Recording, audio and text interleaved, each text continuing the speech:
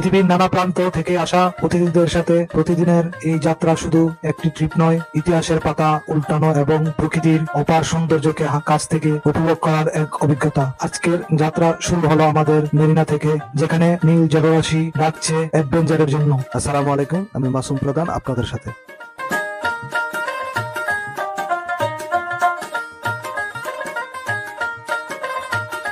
আমাদের প্রথম গন্তব্য ছিল ঐতিহাসিক উপকূলীয় স্থানগুলো, ইতিহাসের নীরব সাক্ষী। আমরা প্রথমে গেলাম সেই প্রাচীন স্থানগুলোতে, যেখানে ইতিহাসের পদচিহ্ন এখনো স্পষ্ট।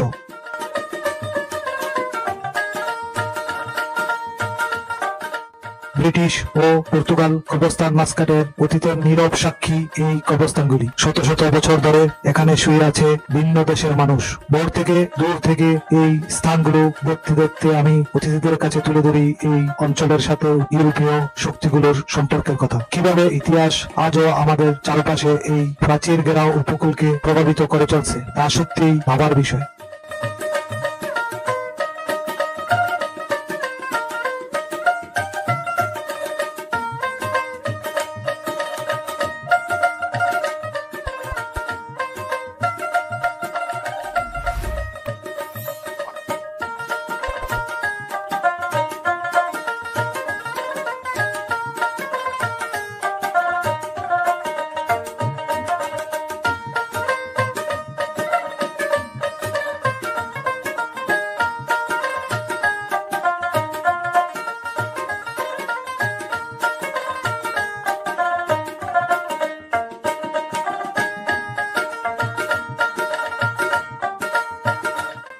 সুলতান প্রাসাদ, কেলা মিরানি এবং জালালি। সমুদ্রের দিক থেকে এই স্থাপনাগুলো দেখায় এক অসাধারণ অভিজ্ঞতা। সুলতান কাবুস বিন সাইদ আল সাইদের ঐতিহাসিক প্রাসাদ এবং দুটি সুউচ্চ পাহাড়ে ঘিরে থাকা দুর্গ কেলা মিরানি এবং জালালি মাস্কাটের শক্তিশালী ঐতিহ্য ও প্রতিরক্ষামূলক ইতিহাসকে তুলে ধরে। বোর্ড থেকে এই দৃশ্যপট এক জাঁকজমকপূর্ণ রাজকীয় অনুভূতি দেয়, যা স্থলে দাঁড়িয়ে উপলব্ধি করা সম্ভব নয়। এই দুর্গগুলি যেন মাস্কাটের অতীত গৌরবকে বুকে ধরে রাখছে।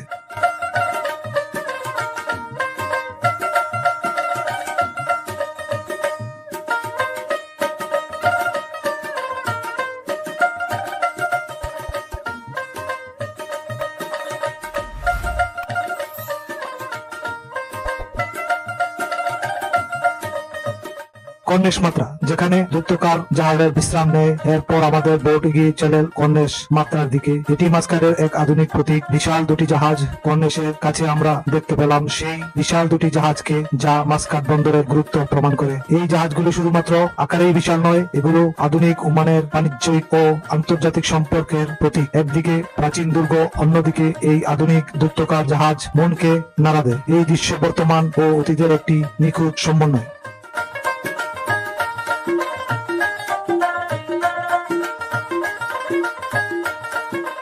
সূর্য ডুবার মায়াবী ক্ষণ সারাদিনের এই ঐতিহাসিক ও দার্শনিক ভ্রমণ শেষ হলো প্রাকৃতিক সবচেয়ে সুন্দর দৃশ্যের মাধ্যমে।